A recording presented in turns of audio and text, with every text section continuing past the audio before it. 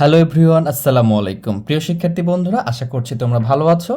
তোমাদের ষষ্ঠ শ্রেণীর বীজগণিতের 4.3 ক্লাসটা নিয়ে আসলাম অনেকদিন পরে। আমরা এই অনুশীলনীর প্রত্যেকটা ম্যাথ সমাধান করেছি। এখন যে আমাদের যে এমসিকিউ টাইপের নৈবর্তিক যেটা ছিল সেটা আমরা সমাধান করব, যেটাকে আমরা টিক চিহ্ন বলতে পারি, অনেক নামে রাখতে পারি। দেখো, এইগুলো সমাধান করি। যদি এগুলো বুঝে থাকো, এগুলো তোমাদের জন্য অনেক ইজি, এই জন্য আমি করাইছিলাম না, কিন্তু তোমাদের অনেকে আমাকে রিকোয়েস্ট করছো করানোর জন্য, এই জন্য আমি করতেছি। দেখো, এক নম্বরটা কি বলতেছে। এক নম্বরটা বলছে যে 5x+3y, এই 5x+3y রাশিতে x এর সহগ কোনটি, x এর সহগ কোনটি এটা নির্ণয় করতে বলছে। তাহলে আমরা এই বিষয়গুলো ভালো করে বুঝি। এটা একটা রাশি এবং এটা একটা বীজগাণিতিক রাশি। তাহলে আমি যদি দেখি যে x এর সহগ, তাহলে এখানে 3x, 5x এবং 3y দুইটা পদ, এবং এই পদকে আমাদের প্লাস এইটা দ্বারা যুক্ত করছে। তাহলে দেখতে পাচ্ছি যে এই পদে একটা 5x মানে কি এখানে 5টা x আছে, আর এখানে 3y বলতে 3টা y আছে। তাহলে x এর সহগ বলতে যেখানে x থাকবে সেখানে তার সহগ থাকবে।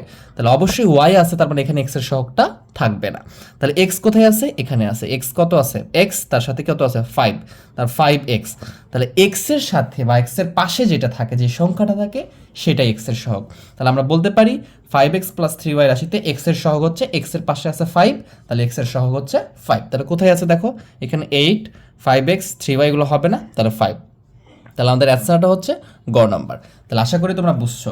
তাহলে যেটারই সহগ বলবে, তাহলে আমরা সেটা আমরা যদি এখানে খেয়াল করি, মনে করো এখানে 5x+3y, তাহলে যেহেতু x এর সহগ বলছিল, এই জন্য আমার অ্যান্সারটা হয়েছে 5। এখন যদি বলতো y এর সহগ কত, তাহলে আমরা বলতাম 3। আশা করি বিষয়টা বুঝতে পারছো। পরেরটা দেখো, এখন ওহি অ্যাপের মাধ্যমে কুরআনের অর্থে পৌঁছানো আগের যে কোনো সময়ের চেয়ে সহজ হয়ে গেছে। আশা করি বিষয়টা বুঝতে পারছো।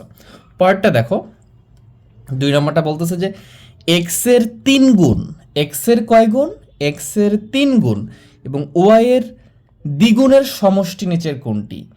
x এর 3 গুণ এবং y এর দ্বিগুণ। তাহলে আমরা এটা ভালোভাবে করেছি, অনেক ভালোভাবে করেছি। তাহলে x এর 3 গুণ মানে কি? x এর সাথে 3 গুণ মানে 3x। x এর 3 গুণ বলতে 3x, এবং y এর দ্বিগুণ বলতে কি বুঝি আমরা? 2y। y এর দ্বিগুণ বলতে কি বুঝি? 2y। তাহলে x এর 3 গুণ মানে 3x, y এর দ্বিগুণ বলতে 2y, এদের সমষ্টি। তাহলে সমষ্টি বললে যোগ। এইটা হচ্ছে এই অঙ্কের অ্যান্সার। তাহলে নিচের কোনটির সাথে এটা মিলে গেছে দেখো, এই যে 3x+2y, তার মানে এইটা হচ্ছে খ নাম্বারটা অ্যান্সার। এইভাবে আমরা খুব সহজে এগুলো বের করতে পারবো। তো যেটাই বলবে, যদি 5 গুণ বলতো তাহলে x এর সাথে 5 গুণ করতাম, এটা যদি 6 গুণ বলতো তাহলে ওর সাথে 6 গুণ করতাম। তো যেটা বলবে ওইটাই আমরা করবো। সমষ্টি বলছে, এই জন্য যোগ করে দিছি। এবারে 3 নাম্বারটা একটু দেখো। 3 নাম্বারটা বলছে 7x³ প্লা ইন্টু, এটা ইন্টু দেওয়া আছে, গুণ x² এ x এর সূচক নিচের কোনটি? এইটা খুব ভালো করে বুঝতে হবে, একটু পেঁচাই দিয়েছে। এখানে x এর সূচক 3 আর এখানে x এর সূচক 2, তাহলে কি 3 হবে বা 2 হবে, কোনটা হবে? কিন্তু এই দুটো কি অবস্থায় আছে? গুণ অবস্থায় আছে। তাহলে এই বিষয়টা আমাকে খুব ভালো করে খেয়াল রাখতে হবে। যদি গুণ থাকে, তাহলে আমি যদি একটা উঠিয়ে নিই, দেখো 7x³ ইন্টু x²। এইটা আমরা কি বুঝি? এইটা আমরা তোমাদেরকে শিখিয়েছিলাম এইভাবে। যদি গুণ থাকে, তাহলে এই যে দেখো, এইটা x এর পাওয়ার 3 আর এখানে x এর পাওয়ার হচ্ছে 2, তাহলে দুইটারই এটাকে বেস বলা হয়, আর উপরে যে 3 বা 2 থাকে এটাকে পাওয়ার বা সূচক বলা হয়। তাহলে বেস মানে কি? দুইটাতে x, এই জন্য বেস বা ভিত্তি একই। তাহলে যদি এক হয়, তাহলে বেস, দুইটা বেসের পরিবর্তে আমরা কি দেব? 7 এর জায়গায় 7 রেখে দিব। এই দুইটা বেসের পরিবর্তে একটা বেস নিব আর পাওয়ার বা সূচক দুইটা যোগ করে দেব। তাহলে 3 + 2, তাহলে কত আসছে দেখো, এই যে 7, এখানে x, 3 আর 2 5, তাহলে x এর উপর কত হলো? 5। তাহলে x এর সূচক কত হয়েছে? এখানে 5 হয়েছে। তাহলে তোমরা বলতে পারো যে এখানে বলছে x এর সূচক নিচের কোনটি, বা x এর পাওয়ার কোনটি, বা x এর ঘাত কত। তাহলে সূচকের অনেকগুলো নাম, সূচককে তুমি পাওয়ার বলতে পারো, ঘাত বলতে পারো, এইগুলো বলতে পারো আর কি। তাহলে এর সূচক কত হয়েছে দেখো, x এর উপর আসছে 5। তাহলে আমরা বলতে পারি যে x এর সূচক নিচের কোনটি? 7 না, এটা হবে না, এই যে 5, এইটা শুধু হবে। x শুধু এবার 5ও কিন্তু হবে না, কারণ বলছে শুধু x এর সূচক নিচের কোনটি, x এর সূচক হচ্ছে 5, এইটা হবে। এইটা অ্যান্সার, ক নম্বরটা। আশা করি বিষয়টা বুঝতে পারছো। পরটা যদি দেখি, দেখো নিচের কোন জোড়া সদৃশ পদ নির্দেশ করে?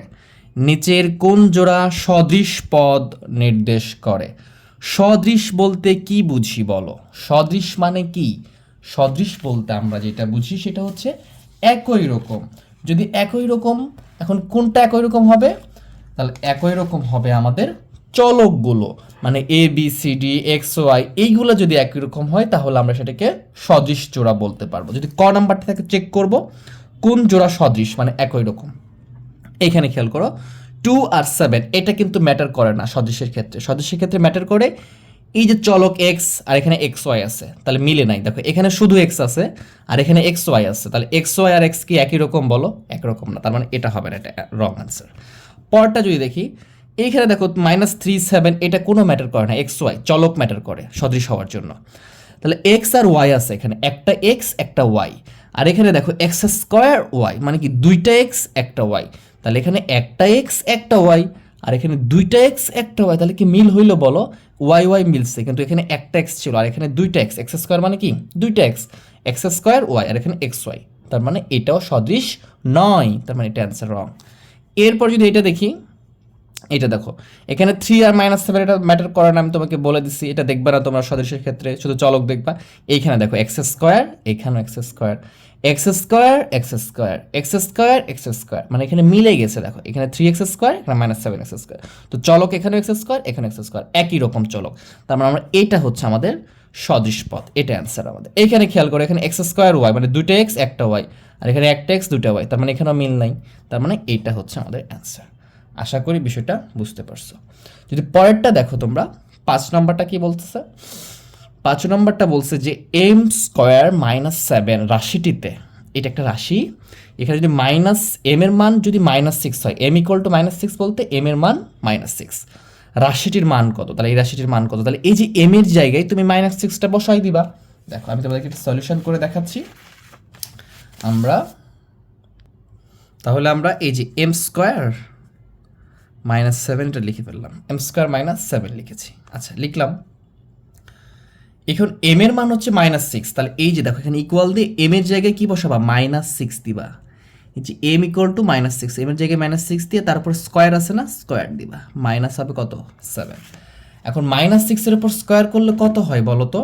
-6 কার উপরে স্কোয়ার মানে এই দুই জিনিসটা দুইবার গুণ, তার মানে তোমাদের বিষয়টা এরকম ছিল যে -6 এখানে ব্র্যাকেট দিয়ে -6, তাহলে -6 গুণ ছিল দুইবার, স্কোয়ার যেহেতু আছে, তার মানে এটা যদি গুণ করো মাইনাসে প্লাস 6 আর 6 গুণ করলে 36, তাহলে এই যে দেখো মাইনাস থাকার পরেও এখানে স্কোয়ার থাকার জন্য এটা প্লাস হয়ে যাবে, এই জন্য আমরা এখানে লিখতে পারবো শুধু 36, মাইনাসটা আমরা লিখবো না।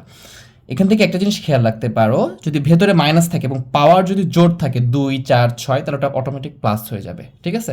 আর যদি বিজোড় থাকে তাহলে মাইনাস থাকবে আর কি। এরপর এখান থেকে 7 বিয়োগ করে দিব, তাহলে 7 বিয়োগ কত হলো? 29।